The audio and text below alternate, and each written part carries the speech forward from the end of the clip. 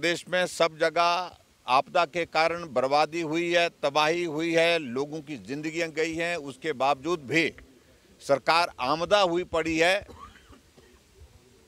जश्न मनाने के लिए, और जश्न भी उन पैसों से मनाया जा रहा है जो डिजास्टर का पैसा है।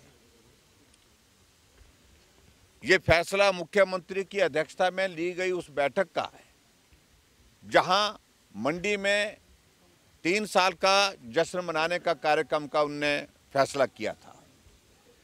और ऐसे में इस सारी चीज़ का भी हम विरोध करते हैं, और ख़ास तौर से हिमाचल प्रदेश में जो हालात बने हैं, आपदा के कारण जो नुकसान हुआ है वो तो हुआ ही हुआ है, लेकिन 3 साल के सरकार के जो फैसले हुए हैं उसके कारण हिमाचल प्रदेश में बहुत बड़ी क्षति हुई है, बहुत बड़ा नुकसान हुआ है। अगर आज हम धर्मशाला में यहाँ पर आकर के बात कर रहे हैं तो आज ये धर्मशाला पूछता है, ये कांगड़ा पूछता है कि सेंट्रल यूनिवर्सिटी के उस कैंपस का क्या हुआ जो जदरांगल में बनना था। मात्र 30 करोड़ रुपए उसमें प्रदेश सरकार को कंपनसेटरी एफॉरेस्टेशन का जमा करना था, लेकिन उसके बावजूद नहीं किया। प्रश्न पूछ रहे हैं क्या हुआ उस पालमपुर की उस यूनिवर्सिटी की जमीन का, जो सैकड़ों बीघा जमीन किसी एक इन्वेस्टर को यूनिवर्सिटी के कैंपस की देने का फैसला किया टूरिज्म विलेज के नाम पर। तो हिमाचल ऑन सेल की दिशा में कांग्रेस की सरकार पहले से चल रही है, और कल हिमाचल प्रदेश की विधानसभा के अंदर एक बिल आ रहा है जो सेक्शन 118, जिसमें रेवेन्यू डिपार्टमेंट की ओर से उस अमेंडमेंट को लाया जा रहा है, और उसके तहत जो बची कसर है उसको भी पूरी करने की कोशिश कर रही है। पूरा हिमाचल कैसे बेचा जा सकता है उस दिशा में फैसला लिया जा रहा है, जिसका हम विरोध करते हैं।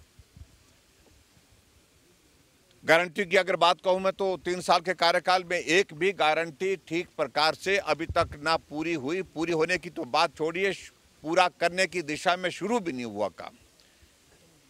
हिमाचल प्रदेश आर्थिक संकट में है, और आर्थिक संकट की स्थिति यह है कि जहां भारतीय जनता पार्टी ने 5 साल में 19,000 करोड़ रुपए का ऋण लिया, वहां 40,000 करोड़ रुपए मात्र 3 साल में कांग्रेस की सरकार ने ले लिया। नौजवान आते हैं, उनके ऊपर लाठीचार्ज किया जाता है। पिछले कल विद्यार्थी परिषद के नौजवानों के ऊपर हम अपनी मांगों को लेकर के जो उनने प्रदर्शन किया, जिस प्रदर्शन के लिए जिसकी उनने बाकायदा जो है मार्च की परमिशन ली थी, टैक्सी स्टैंड से जोरावर स्टेडियम तक, लेकिन उसके बावजूद यहां रोक करके उनके ऊपर लाठीचार्ज हुआ है। बच्चों को गंभीर चोटें आई हैं, फ्रैक्चर्स हुए हैं, और उसके बावजूद मुख्यमंत्री सदन के अंदर कहते हैं कि उनकी परमिशन नहीं थी, जबकि परमिशन मार्च की दी गई हुई थी। ऐसे इस तरह के एक फैसले नहीं, अनेकों फैसले हिमाचल प्रदेश की सरकार के।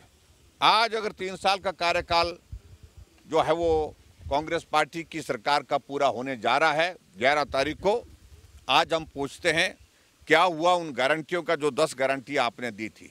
इन तमाम मुद्दों को लेकर के आज भारतीय जनता पार्टी ने विधानसभा के सत्र के दौरान, विधानसभा में प्रवेश करने से पहले, सदन में प्रवेश करने से पहले सभी विधायकों की एक बैठक में एक फैसला हुआ, और फैसला ये हुआ कि हम प्रदर्शन की शुरुआत यहाँ से करेंगे सरकार को उखाड़ फेंकने के लिए।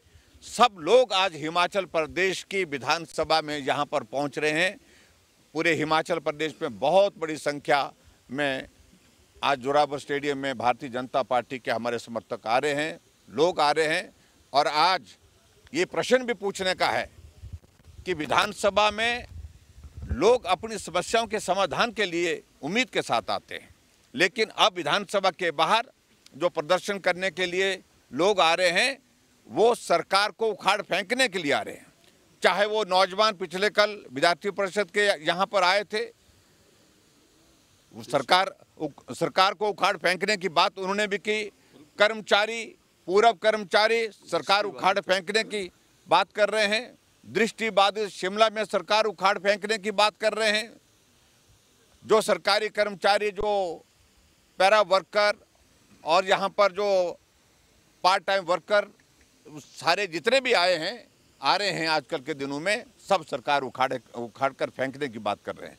ओबीसी के लोग अपना हक मांगने के लिए आए, सरकार उखाड़ फेंकने की बात कर रहे हैं। तो 3 साल के कार्यकाल में हर जगह से एक ही आवाज आ रही है कि वर्तमान कांग्रेस की सरकार को उखाड़ फेंकना है, इसके लिए प्रदर्शन कर रहे हैं।